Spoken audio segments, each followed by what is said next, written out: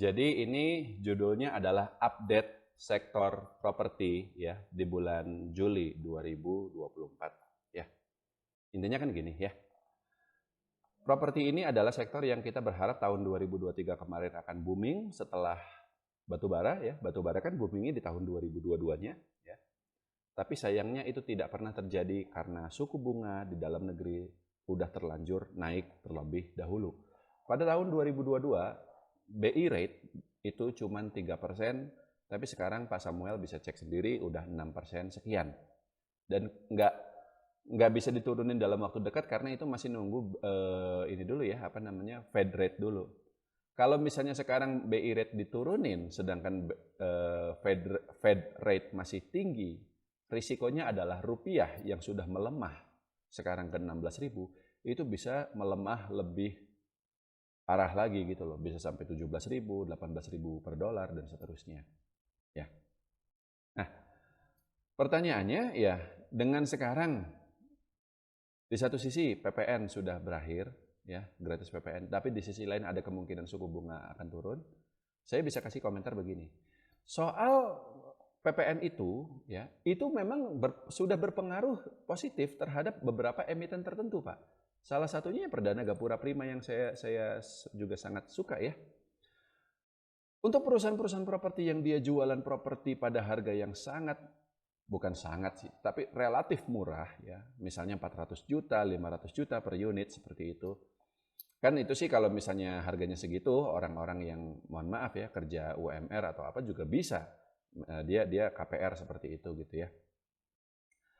Dan itu memang untuk emiten yang seperti Gapura ini kinerjanya sudah bagus, Pak. Tahun 2024 ini labanya dia naik. 2023 kemarin labanya dia naik. Satu lagi SMRA ya, Sumarekon itu juga sama kinerjanya dia naik. Dan Bumi Serpong Damai, ini yang gedenya nih, tapi sama dia kinerjanya naik. Tapi tidak semua perusahaan properti diuntungkan. Tidak semua perusahaan properti kinerjanya bagus. Karena faktor gratis PPN itu tadi. Yang lain-lain ya, Alam Sutra, Agung Podomoro, itu labanya mereka masih turun. Jadi ada dampaknya dan itu sudah terjadi tapi tidak merata. Di sisi lain, secara valuasi, semua saham-saham properti itu sudah sangat-sangat under value. Makanya meskipun juga nggak naik banyak ya, tapi juga mereka nggak turun lebih dalam lagi. Kayak Gapura ini saya lihat, kemarin dia sempat turun waktu koreksi pasar sampai 70. Ya tapi dia eventually naik lagi. Sekarang sudah dibalik lagi ke 93. Meskipun kurang tepat kalau dia disebut naik ya, karena dia cuma sekedar balik lagi ke posisi dia sebelum turun. Kalau kita mau bilang dia naik ya dia harus naik sampai 100, 150, tapi itu belum terjadi. Dia cuma balik lagi ke harga 90. Karena apa? Karena betul sentimennya di properti itu masih lemah. Kalau soal, ini yang kedua, penurunan suku bunga yang tadi saya sebutkan di awal, itu tuh lebih ke harapan sih Pak. Lebih ke keinginan kita semua. Saya pun sama berkeinginan suku bunga BI rate kalau bisa turun. Itu akan jadi kabar bagus bagi seluruh saham-saham yang kita pegang, tidak peduli properti atau saham lain manapun. Secara historis memang begitu. Kalau suku bunga tinggi, saham tertekan. Kalau suku bunga turun, saham naik. Nggak peduli apapun sahamnya gitu. Nggak harus properti gitu. Tapi penurunan suku bunga tersebut belum terjadi. Dan belum tentu juga akan terjadi di bulan September. Itu tuh keinginan kita, itu harapan kita. Tapi soal itu turun atau enggak, ya kita harus tanya sama Gubernur Bank Indonesianya. Atau kalau misalnya di Amerika ya kita harus telepon gitu sama Jerome Powell. Om, tanya dong gitu kan, besok turun kagak nih. Kalau kata dia enggak, ya enggak Pak. Enggak peduli istilahnya kita berekspektasi seperti apa. Dan kalau suku bunga tidak turun, ya memang itu masih akan cukup berat untuk properti ya.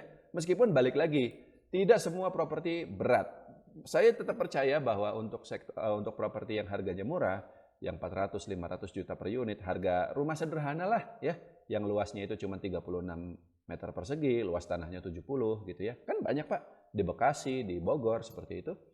Nah untuk rumah-rumah yang seperti itu kinerja mereka bisa tetap bagus, tak peduli meskipun suku bunga tetap tinggi, dan tak peduli meskipun PPN masih kembali diberlakukan ya, nggak gratis lagi. Karena Ya sekarang udah tahun 2024 Pak. Kalau kita boleh jujur ya uang 400 juta hari ini udah beda nilainya dengan 400 juta 10 tahun yang lalu. 400 juta itu kecil Pak. Even bagi mereka yang katakanlah, mohon maaf, kelas pekerja ya, kan mereka bisa KPR gitu loh. Dan meskipun suku bunga KPR memang tidak terlalu murah ya, tapi juga tidak terlalu tinggi. Masih di sekitar 12-13% per tahun, masih wajar seperti itu.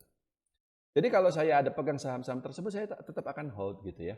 Dan tetap akan lihat perkembangannya ke depan bagaimana. Meskipun betul, untuk benar-benar sahamnya naik, ya harus sentimennya bagus dulu. Suku bunga harus benar-benar turun dulu. Jadi untuk saat ini ya kita cuma bisa hold saja.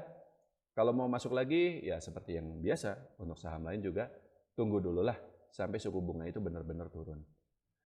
Kalau prediksi realistis saya sih sebenarnya bukan September Pak, suku bunga turun. November. Masih agak lama, tapi ya nggak selama itu juga lah. Masih di tahun ini gitu loh. Jadi kita tunggu saja. Cukup Pak Samuel?